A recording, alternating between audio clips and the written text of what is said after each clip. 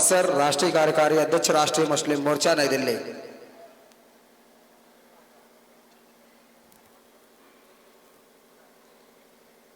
सबसे पहले मैं आप सभी का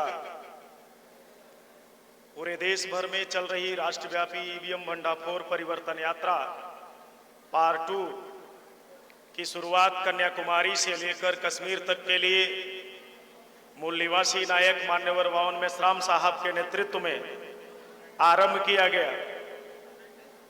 इस परिवर्तन यात्रा को शुरू करने के पीछे जो बुनियादी मकसद है ये जानना बेहद जरूरी है। ईवीएम के खिलाफ ये जो महाअभियान मान्यवर वावन मेश्राम साहब के नेतृत्व में चलाया जा रहा है, साथियों, इलेक्ट्रॉनिक वोटिंग मशीन के जरिए जो हम सभी को लोकतंत्र में बेहद अहम महत्वपूर्ण जो अधिकार, वोट का अधिकार है, वो इलेक्ट्रॉनिक वोटिंग मशीन के जरिए समाप्त करने, प्रभावहीन करने, उसे शून्य करने की कोशिश लगातार की जा रही है। ईवीएम के जरिए वोट के प्रभाव शून्य करके हमारे वोटों की चोरी करके पिछले 2 दशक से लगातार इस देश में कांग्रेस और बीजेपी की सरकारें आ रही है। ये इलेक्ट्रॉनिक वोटिंग मशीन में शासक जातियों को आखिरकार घोटालेबाजी करने की जरूरत क्यों पड़ी? साथियों, इस देश में वोट के अधिकार के लिए जब डॉक्टर बाबा साहब अम्बेडकर 1932 में राउंड टेबल कॉन्फ्रेंस में यानी गोलमेज सम्मेलन में लंदन में जद्दोजहद कर रहे थे, संघर्ष कर रहे थे, लड़ाई लड़ रहे थे, उस वक्त 1932 में डॉक्टर बाबा साहब अम्बेडकर ने जब 4 अधिकारों की मांग राउंड टेबल कॉन्फ्रेंस में उन्होंने रखी, तो मिस्टर गांधी ने डॉक्टर बाबा साहब अम्बेडकर की उन मांगी गई 4 मांगों का क्या किया? विरोध करने का काम किया। और उन 4 मांगों में एक मांग एडल्ट फ्रेंचाइजी यानी वयस्क मताधिकार की भी मांग थी कि भारत के हर प्रत्येक नागरिक को वोट का अधिकार होना चाहिए जिसकी उम्र 21 साल पूरी हो चुकी हो। ये बात मिस्टर गांधी को हजम नहीं हुई। उन्होंने डॉक्टर बाबा साहब अम्बेडकर की मांगी गई 4 मांगों का विरोध किया। ये बात मिस्टर गांधी को हजम नहीं हुई, डाइजेस्ट नहीं हुई। आधी रात बीत गए, गांधी सोए नहीं, कसमकस करते रहे, कभी उठते रहे, कभी बैठते रहे, कभी चलते रहे, क्योंकि इस देश के बहुजनों को अधिकार मिले ऐसा गांधी जी कभी भी नहीं चाहते थे। वोट का अधिकार डॉक्टर बाबा साहब अम्बेडकर ने जो हम सभी 85% मूल निवासी बहुजन समाज को दिया, लड़कर झगड़ करके संघर्ष करके, वोट का अधिकार हमें राजा बनने और राजा बनाने का अधिकार दिया। तो ये बात गांधी को हजम नहीं हो रही थी, इसलिए मिस्टर गांधी मुस्लिम लीग के जिम्मेदार थे मौलाना शौकत अली साहब, उनके पास गए और कोरे कागज ले गए। कोरे कागज पर मिस्टर गांधी नाम लिखकर उन्होंने मिस्टर मोहनचंद करमचंद गांधी नाम का सिग्नेचर किया हुआ कोरा कागज मौलाना शौकत अली साहब के सामने रखा कि मौलाना, ये कोरे कागज पर मेरे सिग्नेचर किए हुए कागज को आप स्वीकार कर लो। आप जो भी अधिकार आप अंग्रेजों से मांगना चाहते हैं, जो भी डिमांड करना चाहते हैं, वो आप डिमांड कर लो, लेकिन मिस्टर अंबेडकर की मांगी गई मांगों का आपको कल विरोध करना होगा। लेकिन हमें फख्र है मौलाना शौकत अली साहब को पर कि उन्होंने मिस्टर गांधी के कोरे कागज को तस्लीम नहीं किया, स्वीकार नहीं किया, बल्कि मजलूमों के हक और इंसाफ की लड़ाई लड़ने वाले डॉक्टर अंबेडकर का साथ देना स्वीकार किया। साथियों, ये जो वोट का अधिकार है ये ऐसे ही नहीं मिला, लेकिन आज शासक जातियों के द्वारा वोट के अधिकार को इलेक्ट्रॉनिक वोटिंग मशीन लाकर पूरी तरह से उसे प्रभावहीन और शून्य करने का काम किया गया। इसलिए मैं कहा करता हूं कि you can fool some people for some time, you cannot fool all the people for all the time. कुछ लोगों को कुछ समय के लिए मूर्ख बनाया जा सकता है, लेकिन जब तक मान्यवर वावन मेश्राम साहब जैसी शख्सियत हमारे बीच में जिंदा है, इस देश के मूल निवासी बहुजनों को हमेशा के लिए मूर्ख और गुमराह और गुलाम नहीं बनाया जा सकता। साथियों, ये व्यवस्था परिवर्तन की लड़ाई है। ये ऐसा आंदोलन है कि आने वाले समय में इस देश को बचाने का, इस देश की एकता और अखंडता को बचाने का, और इस देश के लोकतंत्र को बचाने का, और इस देश के संविधान को बचाने का। ईवीएम से चुनकर सरकारें लगातार इस देश के संवैधानिक अधिकारों को खत्म कर रही है, इस देश के लोकतंत्र को खत्म कर रही है, और इस देश के नागरिकों के अधिकारों को खत्म कर रही है। इसलिए साथियों, इस लड़ाई में आप हम सभी को मिलजुल कर लड़ाई लड़ने की जरूरत है। और ईवीएम जो आधुनिक भारत की गैर बराबरी और हमारे अधिकारों को छीनने वाला काला कानून के तौर पे थोपा गया एक यंत्र है, षड्यंत्र है, इसे समझने की जरूरत है और इसे समाप्त करने के आंदोलन में शामिल होने की जरूरत है। मैं उम्मीद करता हूं कि इस लड़ाई में आप लोग साथ सहयोग करेंगे और मान्यवर वावन मेश्राम साहब के साथ मिलकर इस देश के लोकतंत्र को बचाने की, इस देश के संविधान को बचाने की इस लड़ाई में आप लोग शामिल होंगे। आपने मुझे सुना, इसके लिए आभार, धन्यवाद। बहुत बहुत धन्यवाद सर। साथियों, मैं अब राष्ट्रीय अध्यक्ष जी को बुलाने से पहले साथियों आप लोगों को निवेदन करता हूं कि यह कार्यक्रम केवल आधे घंटे और चलने वाला है, तो आप लोग अपना अपना स्थान गड़ा और अपने स्थान पर बैठे। साथियों, राष्ट्रीय अध्यक्ष जी को बुलाने से पहले मैं आप लोगों को निवेदन करता हूं कि इस आंदोलन को चलाने के लिए ये जो 365 दिन की परिवर्तन यात्रा चल रही है, ईवीएम भंडाफोड़ परिवर्तन यात्रा, इस परिवर्तन यात्रा का साथ सहयोग करने के लिए जो भी साथी साहब को जन आंदोलन निर्माण निधि भेंट करना चाहते हैं वो आकर माननीय राष्ट्रीय अध्यक्ष जी को जन आंदोलन निर्माण निधि भेंट करे। तो जो भी साथी 150, 200, 500, 1000, 2000 इस आंदोलन के लिए सहयोग करना चाहते हैं, मैं उनको निवेदन करता हूं कि आप लोग आकर माननीय राष्ट्रीय अध्यक्ष जी को ये व्यक्तिगत जन आंदोलन निर्माण निधि भेंट करे। माननीय हृदय गौतम जी, माननीय आरतीयन जी, माननीय ठाकुर प्रेमचंद नंदवंशी जी और जो भी साथी साहब को ये व्यक्तिगत जन आंदोलन निर्माण निधि भेंट करना चाहते हैं तो आकर के साहब को व्यक्तिगत जन आंदोलन निर्माण निधि भेंट कर सकते हैं। आइए आप लोग, आइए, कोई दिक्कत नहीं, आइए। तो साथी, जो भी साथी इस आंदोलन को चलाने के लिए साहब को व्यक्तिगत जन आंदोलन निर्माण निधि भेंट करना चाहते हैं, तो साथियों आप लोगों को ये आंदोलन 365 दिन पूरे देश भर में चलाई जा सके, इसके लिए आप लोगों को साहब को ये व्यक्तिगत जन आंदोलन निर्माण निधि भेंट करनी चाहिए। साथियों, हम लोग ये आंदोलन आपके सहयोग से चला रहे हैं, तो जो भी साथी साहब को जन आंदोलन निर्माण निधि भेंट करना चाहते हैं कि हम भी साहब को इस आंदोलन को चलाने के लिए व्यक्तिगत तौर पर जन आंदोलन निर्माण निधि भेंट करना चाहते हैं, तो वो साथी आकर के साहब को ये जन आंदोलन निर्माण निधि भेंट कर सकते हैं। तो जो भी साथी आप 100, 50, 200, 500, 1000, 2000 रुपए साहब को इस आंदोलन को चलाने के लिए भेंट करना चाहते हैं, वो आ जाए। तो आप लोग आए। साथियों, ये आंदोलन हम लोग किसी पूंजीपति या ब्राह्मणों से लेकर चलाने वाले लोग नहीं है, बल्कि समाज से ही सहयोग लेकर इस आंदोलन को हम लोग चलाने वाले हैं। तो आप लोगों को इस आंदोलन को चलाने के लिए व्यक्तिगत जन आंदोलन निर्माण निधि भेंट करनी चाहिए। तो जो भी साथी वो नहीं बोलेंगे, बस देख लिया, वो बोले नहीं बोलूंगा। तो साथियों, जो भी साथी इस आंदोलन को चलाने के लिए व्यक्तिगत जन आंदोलन निर्माण निधि भेंट करना चाहते हैं वो साहब को आकर जन आंदोलन निर्माण निधि भेंट करें। तो साथियों, कोई भी साथी साहब को जन आंदोलन निर्माण निधि भेंट करना चाहते हैं, हमारी माताएं बहनें भी आकर साहब को, साथियों आपका 10 रुपए भी जन आंदोलन के तौर पर हमें चाहिए, लेकिन ब्राह्मणों का हमें करोड़ों रुपया नहीं चाहिए। तो जो भी साथी साहब को जन आंदोलन निर्माण निधि भेंट करना चाहते हैं वो आकर के साहब को जन आंदोलन निर्माण निधि भेंट कर सकते हैं। साथियों, ये आंदोलन हम लोग आपके भरोसे पर, आपके लोगों के सहयोग से चला रहे हैं, इसलिए जो भी साथी साहब को जन आंदोलन निर्माण निधि भेंट करना चाहते हैं तो आप जो भी साथी जो सहयोग करना चाहते हैं, अगर कोई साथी 10 रुपए भी सहयोग करना चाहते हैं तो 10 रुपए भी जन आंदोलन निर्माण निधि भेंट कर सकते हैं। तो साथियों, ये आंदोलन को चलाने के लिए आप लोग जन आंदोलन निर्माण निधि भेंट करें। तो साथियों, आप लोग आते रहे, आइए सर, आप आते रहिए, आप लोग ऊपर चढ़ते रहिए, जो भी साथी देना चाह रहे हैं वो लोग चढ़ते रहे और उतरते रहे।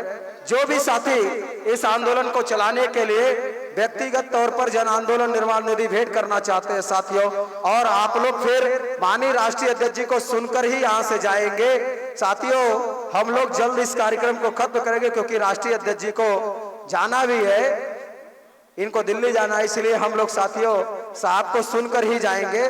तो जो भी साथी साहब को जन आंदोलन निर्माण निधि इस आंदोलन को चलाने के लिए देना चाहते हैं, आप 10 रुपए भी देना चाहते हैं तो भी आ सकते हैं। जो भी आप 100, 50, 200, 500, 1000, 2000 सहयोग करना चाहते हैं तो आप लोगों को ये सहयोग करना चाहिए साथियों, क्योंकि ये हमारे आने वाली पीढ़ियों को हमारे वोट का जो अधिकार है, ये हमारा मौलिक अधिकार हमें बचाया जाना है। इसे बचाए जाने को लेकर के हम इस आंदोलन को 365 दिन कन्याकुमारी से लेकर कश्मीर तक चला रहे हैं। तो इस आंदोलन को चलाने के लिए आप लोगों को यह सहयोग देना चाहिए।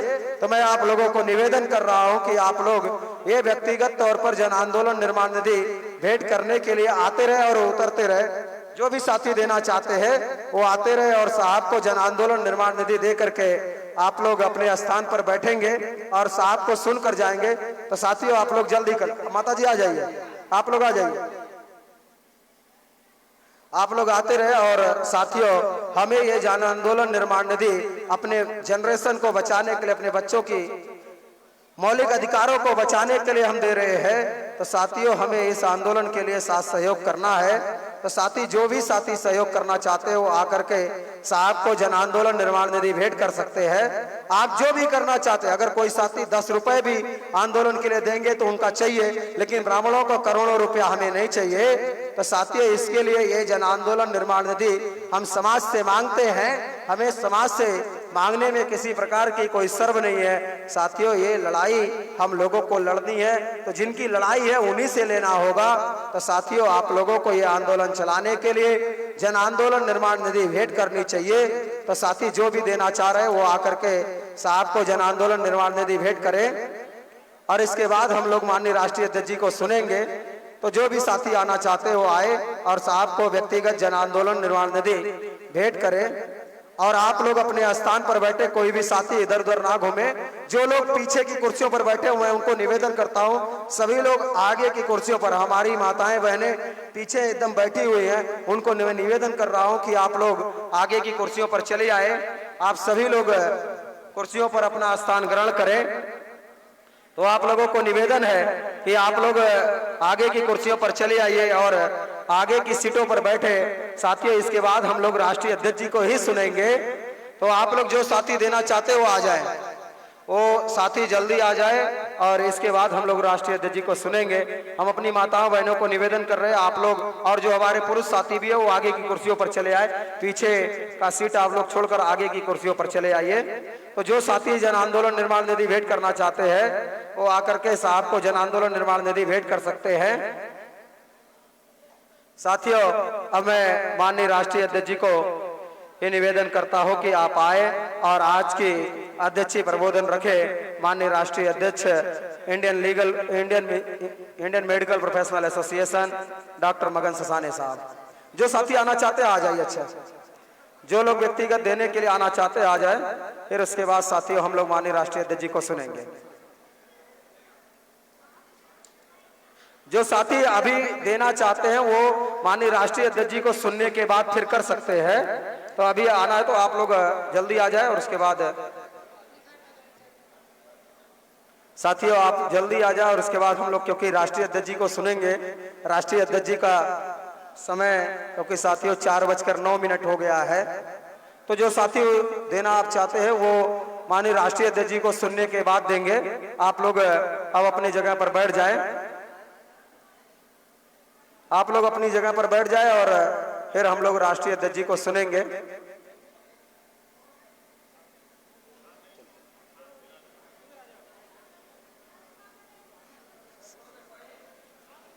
साथियों मैं राष्ट्रीय अध्यक्ष जी को निवेदन करता हूं आप आए और अध्यक्ष प्रबोधन रखें। माननीय राष्ट्रीय अध्यक्ष सर।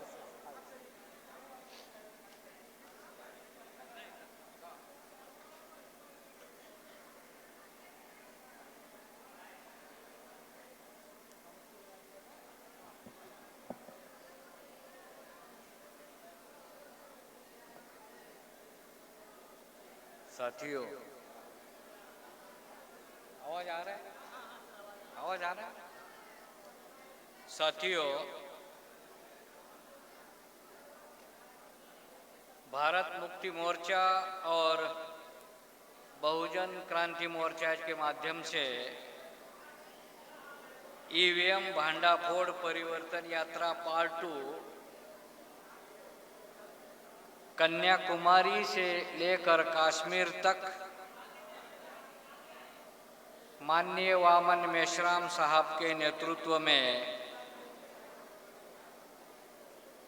हो रही है। ये साल में 365 दिन का ये पूर्व नियोजित कार्यक्रम है। उस कार्यक्रम में मेरे बहुत सारे उपस्थित साथी, महिलाएं और बहुत सारे स्टेज पर बैठे हुए हमारे दोस्त, खास तौर से चांद साहब और सुधीर नाग और यहाँ के सब कार्यकर्ते,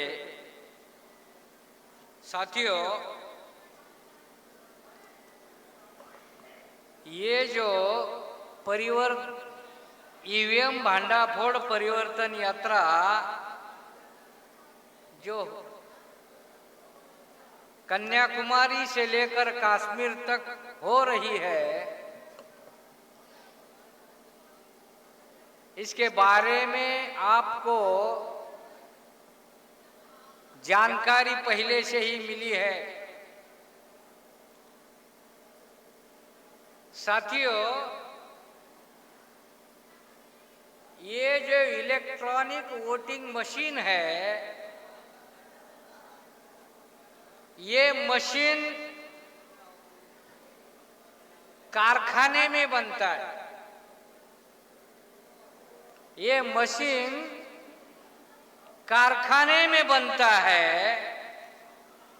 कौन से कारखाने में बनता है पता है आपको? ये मशीन 2 कारखाने में बनता है। एक है भारत इलेक्ट्रॉनिक्स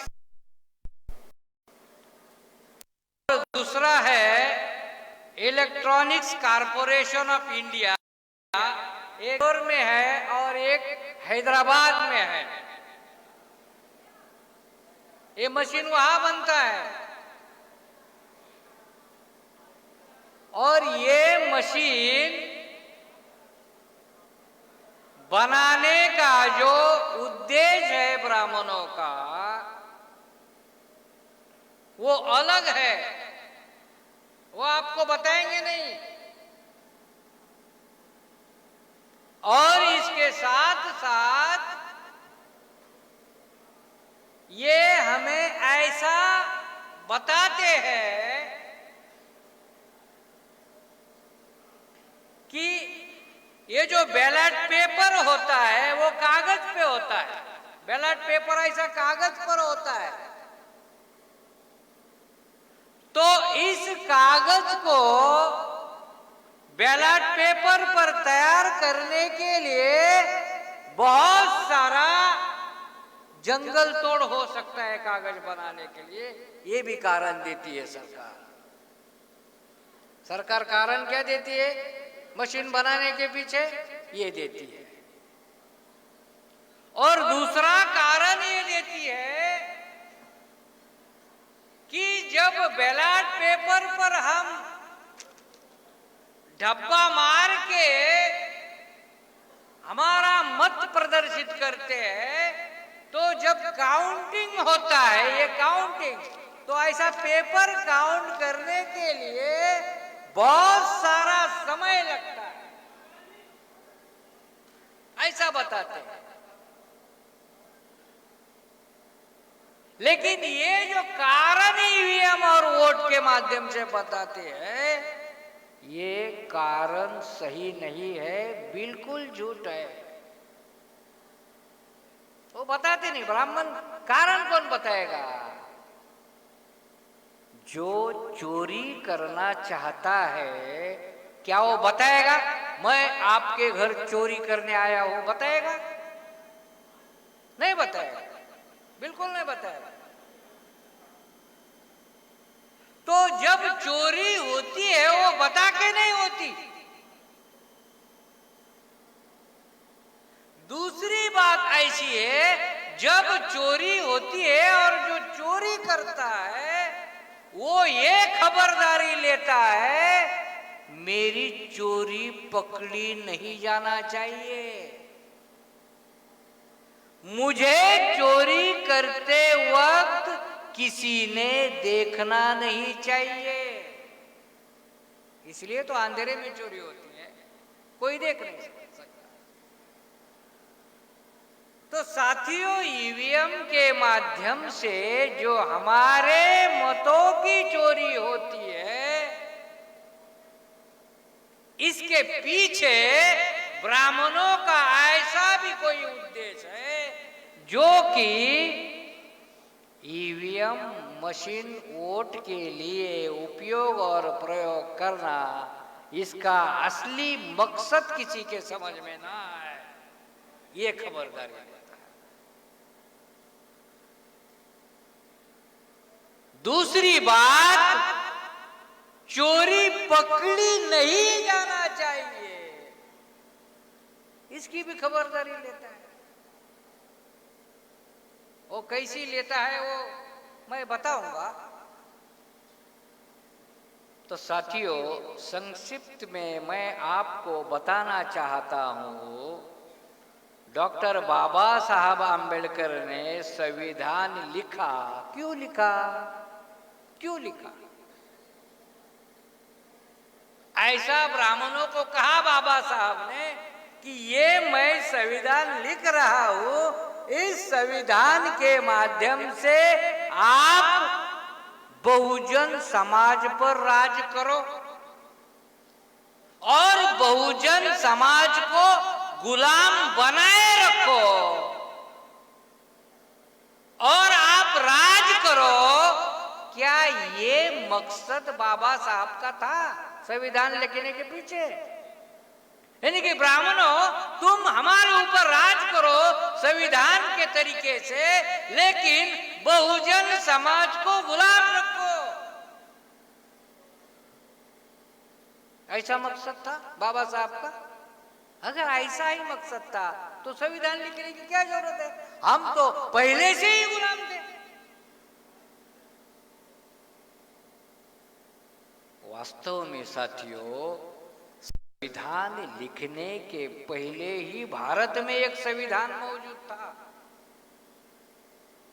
कौन सा संविधान पता है आपको? ये संविधान लिखने के पहले भारत में और एक संविधान मौजूद था। कौन सा? जो ब्राह्मणों ने लिखा था, मनुस्मृति का संविधान मौजूद था। और ये मनुस्मृति का संविधान हमें शिक्षा, शस्त्र, संपत्ति से वंचित करता था। इसका मतलब है मनुस्मृति में कानून है कि शूद्र और अतिशूद्र को राजा बनने का अधिकार नहीं, राजा बनने का अधिकार नहीं होगा, ऐसी मनुस्मृति कहती है। तो बाबा साहब आम्बेडकर ने संविधान को जब लिखा, इसका मतलब है मनुस्मृति को खत्म किया और संविधान को लिखा। तो संविधान का मकसद क्या है? संविधान ने हमको शिक्षा का अधिकार दिया, नौकरी का अधिकार दिया, रिजर्वेशन का अधिकार दिया, रिजर्वेशन इन प्रमोशन का अधिकार दिया, रिजर्वेशन इन पॉलिटिक्स का अधिकार दिया।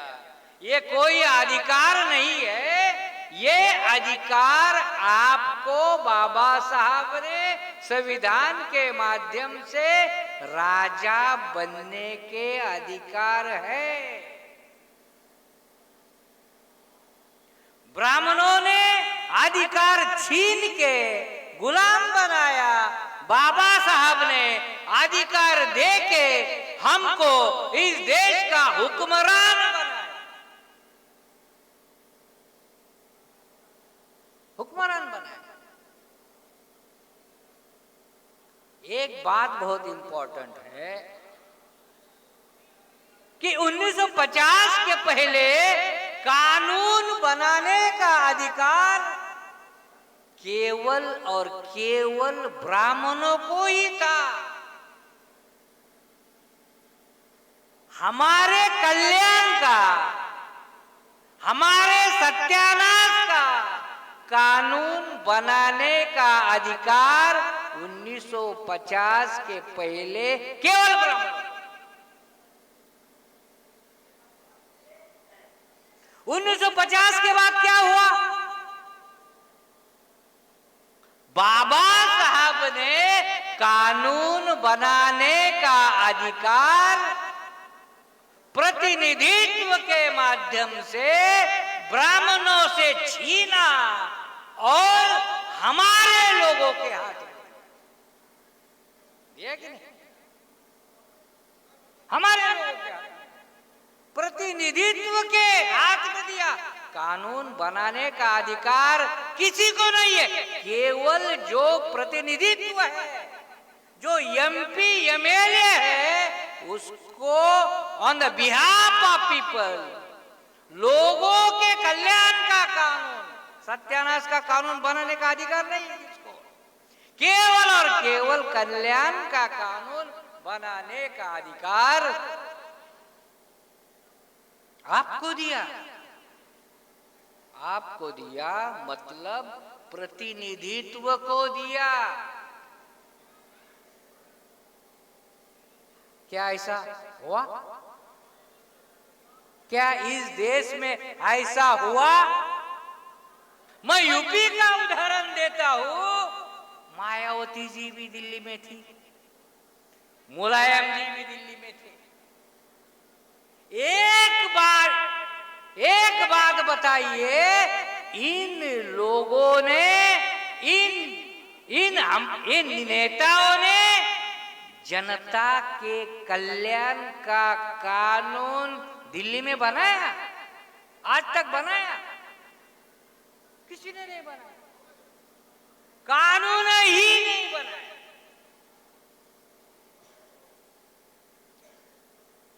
एमपी एमएलए सीएम पीएम का एक ही काम है, कौन सा? जनता की समस्याओं को देखकर, समस्या का जो कारण को देखकर कानूनन वो समस्या खत्म करते आना चाहिए। ऐसा किसी ने किया? बताओ। मैं यूपी में बोल रहा हूं, इसलिए यूपी का उदाहरण। क्या बहन जी ने बनाया? दिल्ली में कानून बनाया? नेताजी ने बनाया? नहीं बनाया। इसका मतलब ये हुआ, आज हमारे प्रतिनिधित्व होते हुए भी कानून बनाने का अधिकार पहले ब्राह्मणों के पास था, आज भी ब्राह्मणों के पास है।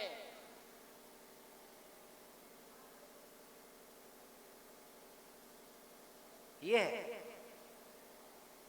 और जो डेमोक्रेसी में राजा बनने का अधिकार नहीं होता, राजा चुनने का अधिकार नहीं होता, कैसे चुना जाता है राजा? वोटिंग से, वोट से।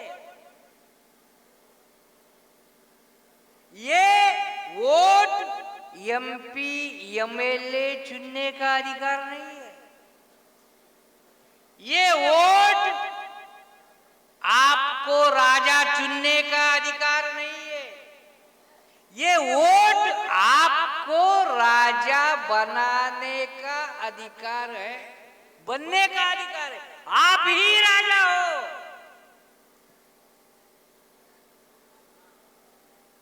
ऐसा है।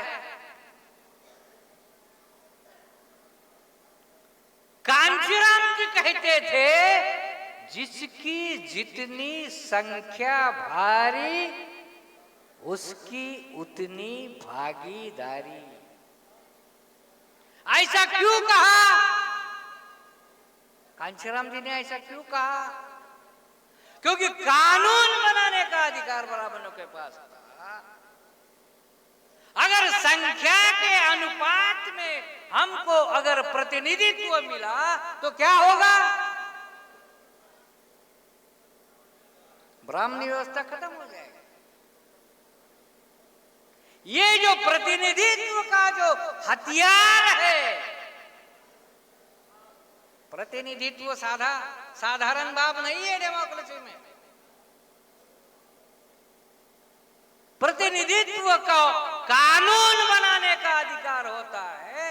प्रतिनिधित्व तो बनाया हुआ कानून का अमल करने का अधिकार भी प्रतिनिधित्व का होता है।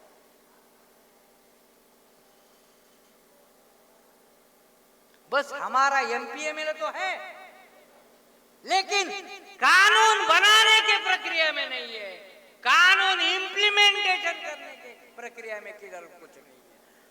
और ये प्रतिनिधित्व चुनने का जो अधिकार है, ये अधिकार बैलेट से आता है, बैलेट पेपर से। पहले हम बैलेट कागज के टुकड़े पर बैलेट पर हम मत बैलेट पेपर पे चुना होता था।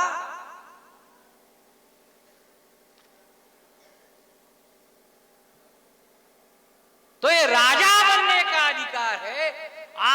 हम इस देश के मालिक हैं। बाबा साहब ने आपको राइट टू वोट के अधिकार के जरिए आपको, जब ब्राह्मणों ने आपको इस देश का गुलाम बनाया था, बाबा साहब ने आपको राइट टू वोट के माध्यम से इस देश का मालिक बनाया है।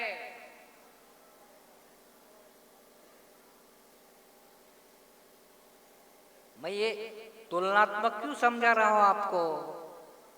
तुलनात्मक समझा रहा हूं, क्यों समझा रहा हूं? क्योंकि आपको मालूम होना चाहिए संविधान का मकसद क्या है। जो समाज में हम बुनियादी परिवर्तन अगर चाहते हैं तो ये केवल और केवल राजकीय परिवर्तन से ही होता है। ये ब्राह्मणों को पता है, हमारे एमपीएमएल को पता है।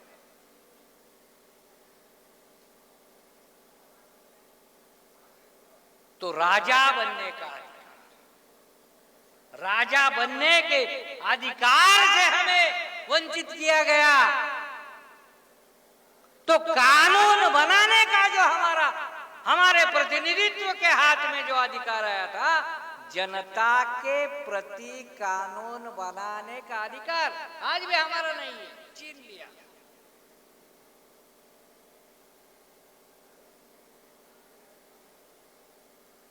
तो साथियों, इस तरह से इलेक्ट्रॉनिक वोटिंग मशीन के माध्यम से जो प्रतिनिधित्व चुनने का अधिकार आपके हाथों में था, वो प्रतिनिधित्व चुनने का अधिकार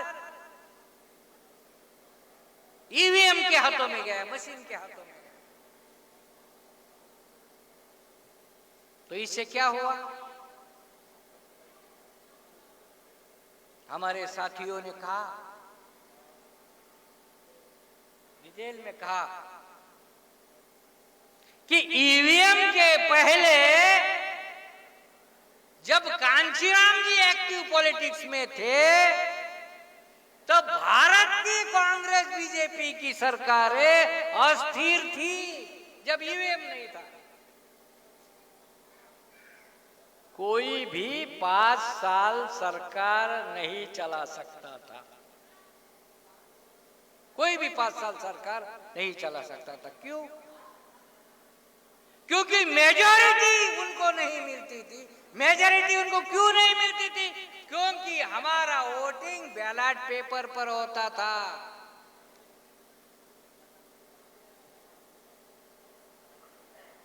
अभी मैं आपको समझाता हूं कि मशीन से क्या हुआ, बैलेट पेपर से क्या होता है और मशीन से क्या होता है। अभी ये बैलेट पेपर है, इधर नाम होता है किसको वोट देना है। बहुत सारे कैंडिडेट होते हैं, कांग्रेस का होता है, बीजेपी का होता है, बसपा का होता है, बीएमपी का होता है, समाजवादी का होता है। उनके चिन्ह होते हैं, आप देख के वहां डब्बा लगाते हो और देख सकते हो, और देखने के बाद ऐसा फोल्ड करके बैलेट बॉक्स में डालते हैं। ये बैलेट का चुनाव होता है। ईवीएम में क्या होता है, मशीन में आप वोट करते हो तो बटन दबाते हो, सिर्फ बटन दबाते हो। बटन दबाने के बाद आवाज आती है, आवाज आने के बाद वो कहता है कि आपका हो गया, वोटिंग हो गया, जाइए। लेकिन बटन दबाया, आपका वोट कहाँ गया, आंखों से दिखाई नहीं देता। बहुत इंपॉर्टेंट। ये बैलेट का वोट जो है, जब हम बैलेट बॉक्स में डालते हैं, ये आंखों से दिखाई देता है। इलेक्ट्रॉनिक वोटिंग मशीन का जो वोट है वो आंखों से दिखाई नहीं देता। जब बटन दबाते हैं, जैसा बैलेट बॉक्स में ये जो बैलेट है ये स्टोर होता है, बिल्कुल उसी तरह ईवीएम में हमारा वोट बैलेट की तरह नहीं स्टोर होता। कैसा होता है, केवल संख्या स्टोर होती, संख्या,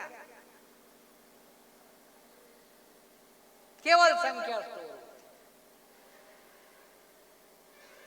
इसलिए ऐसा कहा जा सकता है कि इलेक्ट्रॉनिक वोटिंग मशीन में फिजिकल एविडेंस नहीं होता, भौतिक सत्यापन नहीं होता।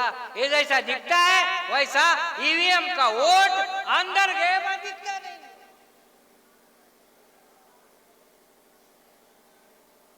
यहां से गड़बड़ी शुरू।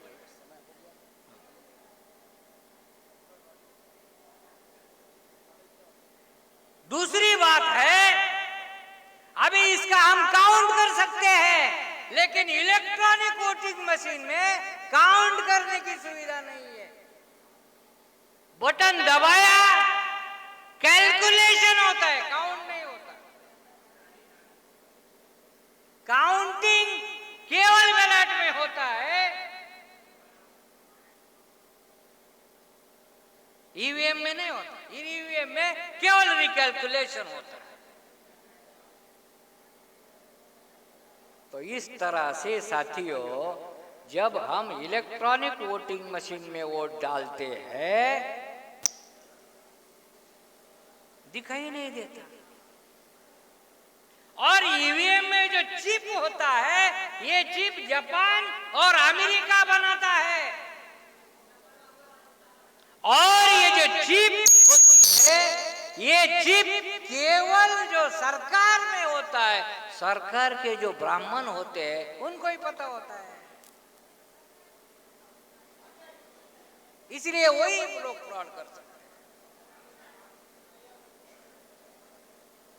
दुनिया के 80 देश है ईवीएम यूज नहीं करते। कल परसों बांग्लादेश में ईवीएम खत्म किया उन्होंने, अभी 1-2 दिन की न्यूज है। बांग्लादेश में कल परसों ईवीएम खत्म किया और वोटिंग बैलेट से ही होगा। तो इस तरह से साथियों, ईवीएम पर बहुत लोगों का शक है। बिल्कुल उसी तरह साथियों, अभी ईवीएम में वोट दिखता नहीं, इसलिए उसको पेपर ट्रेल लगाया।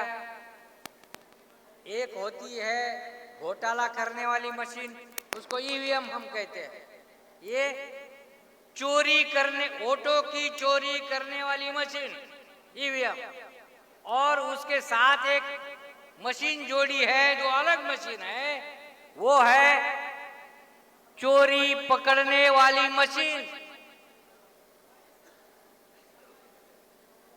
अभी ईवीएम का जो कैलकुलेशन है, वोट है, वो अगर वीवीपीएट से 100% मैच नहीं किया तो चोरी कैसी पकड़ी जाएगी? नहीं पकड़ी जाएगी। आज तक इलेक्शन कमीशन हैंडल करता है ना ये सब। आज तक इलेक्शन कमीशन ने 2004 से लेकर 2019 तक जो 4 इलेक्शन हो गए, उसमें मैचिंग ही नहीं किया।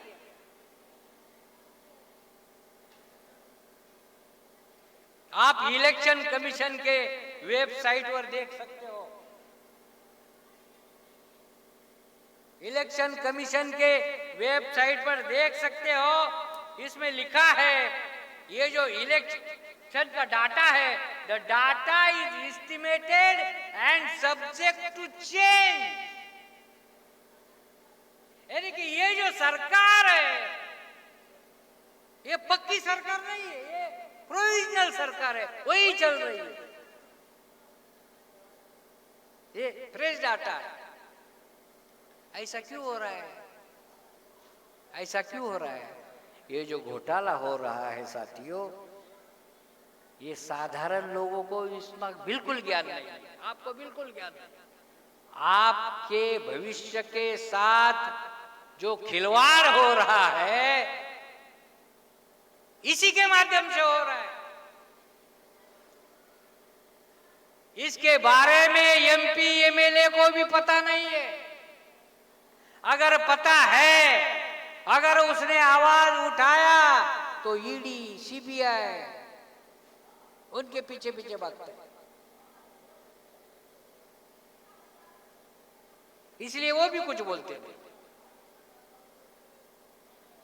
इसलिए साथियों, ईवीएम के माध्यम से जो सरकारें बनाई है इन्होंने, उन सरकारों में लॉकडाउन में साथियों जो अनकॉन्स्टिट्यूशनल कानून बनाए इस देश में, for example new education policy, आपका एजुकेशन खत्म,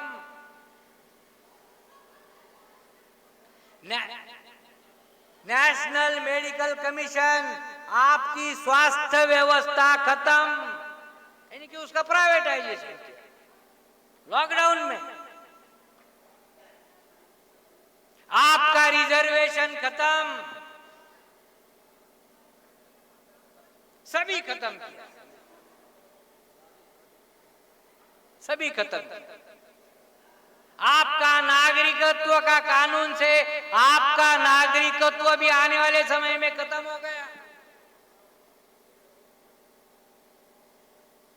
जो हमारे खेती करने वाले लोग हैं, उनको खत्म करने के लिए 3 नए खेती के प्राइवेटाइजेशन के कानून लागू नहीं किया, लेकिन किया है।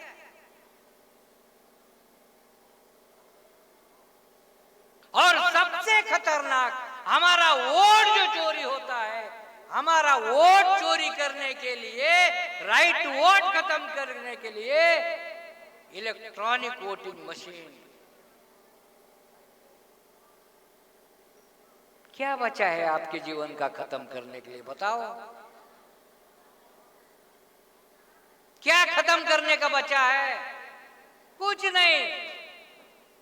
फिर भी आप सो रहे हो।